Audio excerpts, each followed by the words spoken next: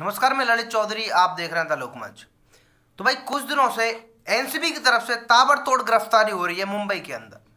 बहुत सारे drug pedal पकड़े जा रहे हैं। कुछ तो ऐसे लोग हैं जिनका कनेक्शन डी कंपनी से डायरेक्ट बताया जा रहा है। अभी एक दो दिन पहले समीर वानखेड़े का एक बयान आया।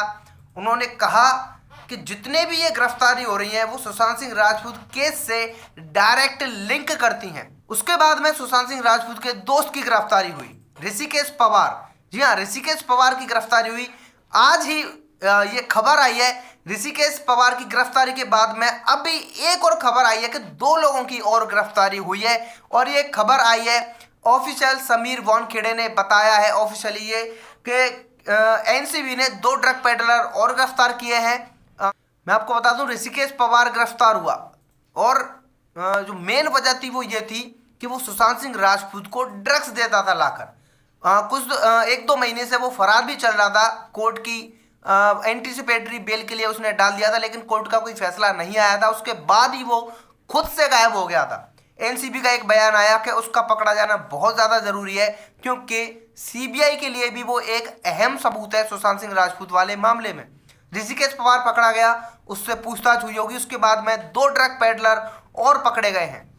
तो ऑफिशियली एनसीबी की तरफ से क्या कहा गया है वो मैं आपको बता देता हूँ। नारकोटिक्स कंट्रोल ब्यूरो यानी NCB arrested two drug peddlers and recovered 136 gram mephedrone from them yesterday on follow up action. One person namely Shahbaz Shah Alam Shaikh was also apprehended by NCB Mumbai. Probe under way. Sameer Wankhede, zonal director Mumbai NCB. तो कुल मिलाकर बात यह है कि Sushant Singh Rajput case के बाद में रिया चक्रवर्ती का जो नाम आया ड्रग मामले में, वहीं से ये सारे के सारे नाम खुलते ही चले गए और वहां तक पहुंच गए जहां तक जाने की उम्मीद हम सोच भी नहीं सकते थे। Dawood Ibrahim D company gang के मेंबर तक पकड़े जाने लगे हैं। तो कुल मिलाकर मुंबई के अंदर सफाई अभियान चल रहा है। ड्रग पेडलर का सफाई अभियान ये बहुत ज़्यादा ज़रूरी था, क्योंकि आपको पता है कि मुंबई के अंदर छोटे छोटे ड्रग पेडलर भी पकड़े गए थे। कोई टैक्सी चलाता था, कोई रिक्शा चलाता था।